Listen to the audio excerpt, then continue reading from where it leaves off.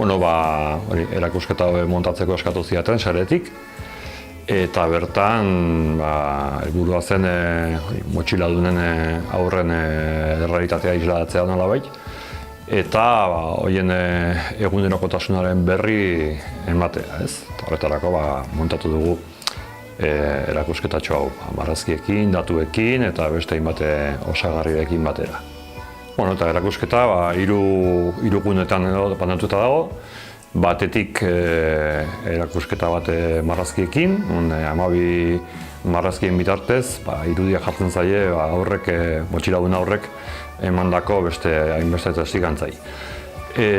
Ondoren bada beste gunetxo bat non datuak biltzen diren, datu gordinak, eta bada beste hirugarren atal bat, gune interaktibo moduko bat sortu den.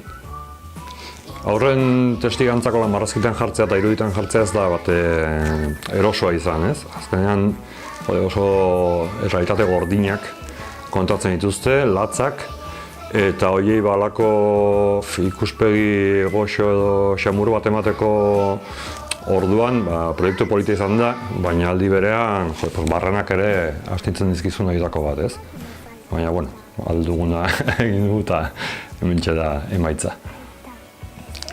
Egun aurretik gora biltzen dituen kolektibo honen errealitatea, motxiladunen umeen errealitatea, beste grafiko batzuetan ere isladatzen saiatu gara.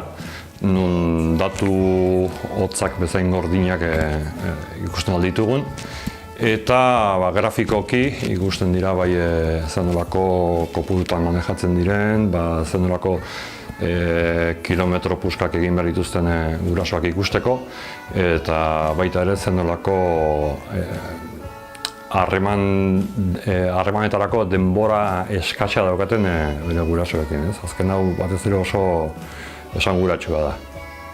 Eta azkenik bada gune interaktibo bat, non espetxeen unibertsoaren inguruan mugitzen diren hainbat gai jotzen diren, ez? Batetik bada bisita bat irudikatzeko txoko bat, bere kristalezko harresi banaketa horrekin. Gero bada beste bat nun bizi eteken nolabait telefono dei baten esperientzia. Eta hirugarrenik bada puzzle bat osatzeko aukera, nun besarkada eta aurren eta gurasoen arteko harremana irudikatzen den nolako testuinguru latz batean.